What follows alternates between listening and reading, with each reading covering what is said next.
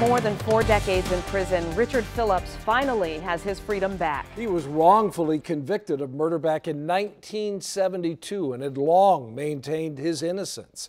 But it wasn't until today that his dream was realized. 7 Action News reporter Anu Prakash tells us what led up to his release and talked with him about his plans for his new future. You might think someone in his position would have lost hope a long time ago, but Richard Phillips says he knew this day would come. I have faith in God, so I expected this to happen. I just didn't expect it to take this long. And along the way, though, you did not give up, even though it took. Never, not once. Not once did I give up. Richard Phillips, no longer a convicted murderer. Instead, he's a free man after spending 45 years in prison. Excited for a new beginning. Back in 1972, Phillips was convicted along with co-defendant Richard Palumbo in the murder of Gregory Harris.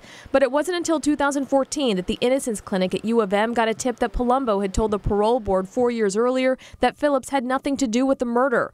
Last December, Phillips was granted a new trial, but today the murder charges were dropped. I think you are a man of integrity and dignity based on my observation, and I wish you nothing but the best in the future. Phillips's case was the first to be reviewed by the Wayne County Prosecutor's newly formed Conviction Integrity Unit. I wish him well, but that sounds so hollow. Justice is indeed being done today, but there's nothing that we can do, even though he's being, the charges have been dismissed today, to bring back those years of his life. His lawyers say Phillips always maintained his innocence. He was not interested in any deal that would get him out. His goal in life was to be exonerated. Even to gain his freedom, he wasn't going to say anything different.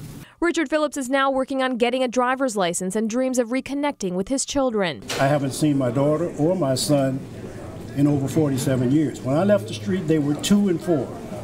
So now, in the event that they see this press conference or whatever, I would like for them to get in touch with me so that I can renew those relationships. And despite losing 45 years of his life to prison, Richard Phillips has no hate in his heart. You have to be a bitter person from the beginning. The bitterness has to be inside. I've never carried bitterness around, so therefore I'm not bitter now. In Detroit, Anu Prakash, 7 Action News.